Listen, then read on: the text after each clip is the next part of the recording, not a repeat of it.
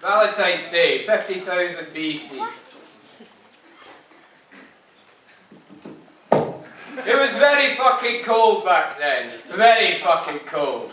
Way back, when the sea was choppy and the ground was rough and you could barely move for all the extinct stuff, when life was nasty, brutish and short. Everybody lived in their own wee fort at the top of a hill, surrounded by sheep and probably mammoths too. Sleep was hard to come by, partly on account of the terrible cold, but also there wasn't that much in the way of pillows. And so the whole idea of trying to stay mellow was an unknown luxury. Despite this, the situation, though never bliss, wasn't all that bad. They had tools and fur and fun going mad at the mammoths and the gods and the sea. And like those bonobo chimps on TV, they fucked all the time. I'm still not sure why they couldn't have just stopped there.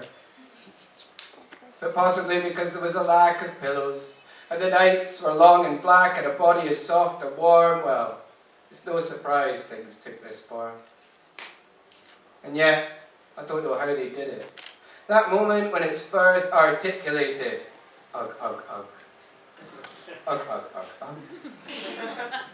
And then what happened? A snog, a snuggle, a shag, a sprint about the hills, an epoch-making song of thrills. How would they have known what love is before love is? How did they mark the traces? What use are the steps that passion dances without performative speech utterances? I mean, look, we all learnt love from reading storybooks. They haven't so much as written in the sand. The cultural significance of holding hands, they've no idea. Because the heart shape, it's defective. A zero essence. Once I get objective, there's nothing there of love or copulation, and I've got a pretty good imagination. Yet there they were, I'd speculate on what we'd call a second date, when something in the glinting sun led them to count but stop at one.